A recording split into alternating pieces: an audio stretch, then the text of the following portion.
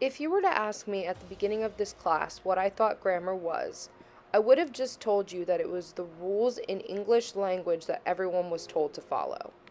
When starting this project, I felt very confused and lost. I personally didn't understand exactly what the point of talking about grammar in this way was. Growing up in school, I was taught mainstream white English. Because of the way that society pushes this form of grammar onto the youth as the only correct way to speak and write, I felt as if my school was diverse because I had never heard that we were not. But boy, was I wrong. I don't distinctly remember anyone ever being told that the way they said something was wrong. However, I do remember that no matter what the project was, there was always a section on the rubric for grammar and spelling.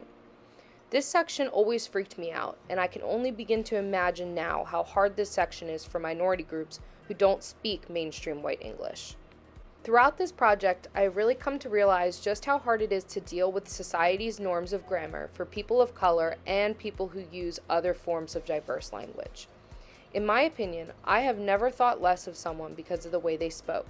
I don't ever remember a time where I based my judgment on someone simply because they said "cuz" instead of "because" or "would'er" instead of "water," and my thoughts on this still haven't changed. Students will end up being miseducated about language if they aren't taught that all human languages and language varieties have inherent grammatical patterns that are systematic and rule-governed, and teachers should not only be introducing these ideas to students, they should also be practicing what they preach. Baker Bell tells us that the internalization and dehumanization when students are taught to hate black speech indirectly teaches students to hate themselves. Teaching standard English harms black students' sense of self-worth and identity, and it is just simply not appropriate. Future teachers need to learn and understand that they have a certain power over their students, and they should never be tearing them apart. Teachers should be grading and teaching students with the same ideas in mind. We need to stop punishing students when they make grammatical mistakes, whether it be in their writing or their speech. These are not mistakes. These might simply just not be mainstream white grammar.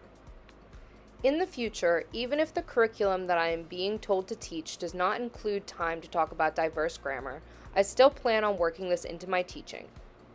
I will be sure to provide my students with more diverse pieces of literature to read.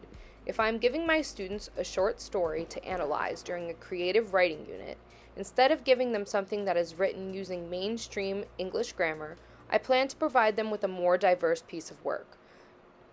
This will not only give students a great example to base their own grammar off of, it can also be a teaching moment to give students some information on different types of writing and grammar.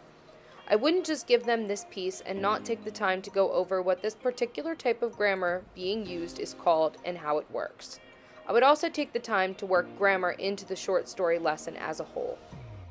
After all, texts help students see how accomplished writers have used their conscious understanding of language to make significant choices.